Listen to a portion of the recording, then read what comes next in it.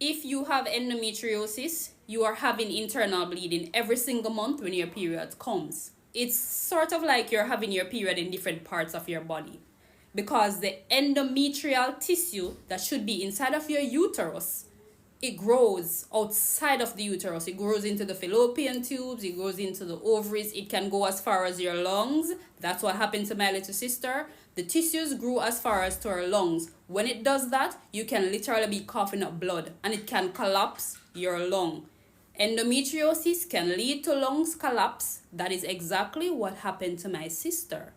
Let me show you exactly what's happening for the women experiencing endometriosis. So ladies, this is our uterus, right? This is our uterus. This here is the lining of the uterus. It is called the uterine lining, aka the endometrium. This is where the word endometriosis comes from. This is the lining that gets thick every single month.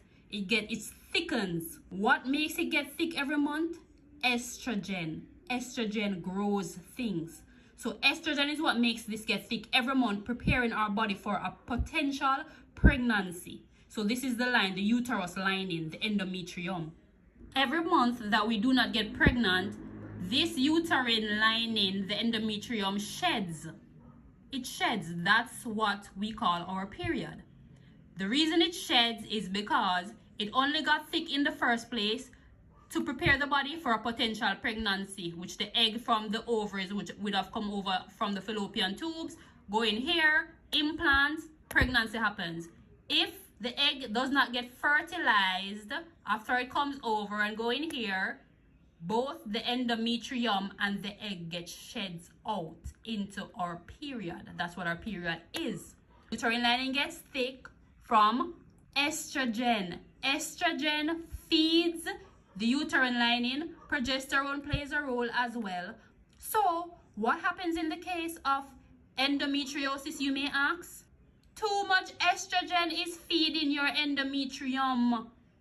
Too much estrogen is feeding it. So what happens? It continues to get thick and thick and thick and thick till it starts to grow. It grows out into the fallopian tubes where it should not be, blocking any egg from coming in, preventing pregnancy. Infertility happens. You're getting too much estrogen into your body. Too much estrogen into your body keeps feeding it. Estrogen grows things.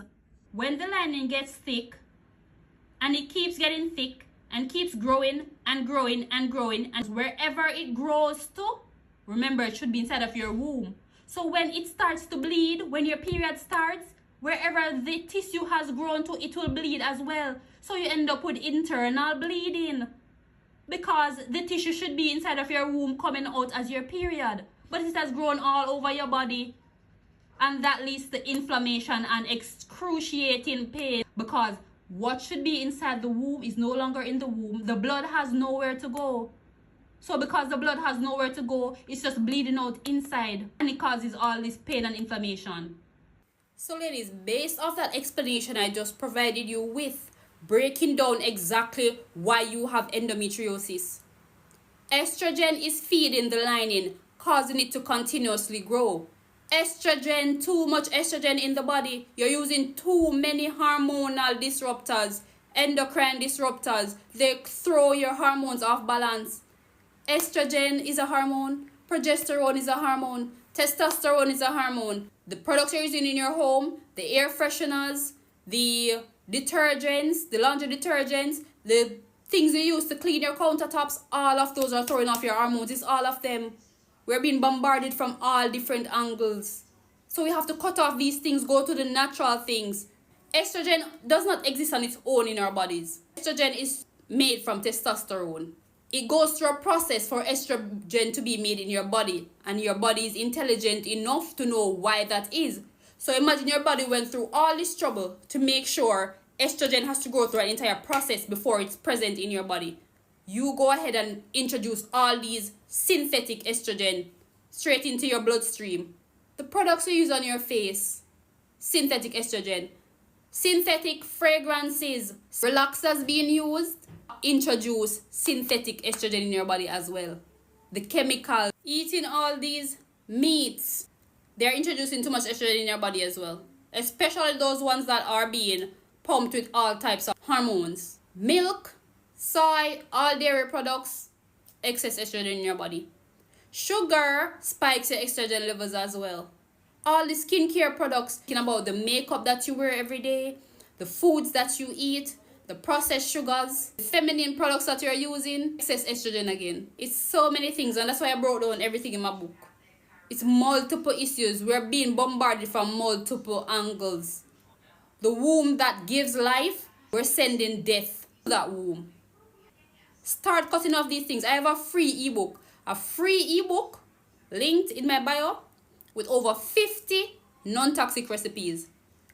For skincare, hair care, everything. Over 50 recipes. Home as well. 50 recipes of different things you can make at home with natural, non-toxic, non-hormonal, disrupting ingredients. So take advantage of that as well.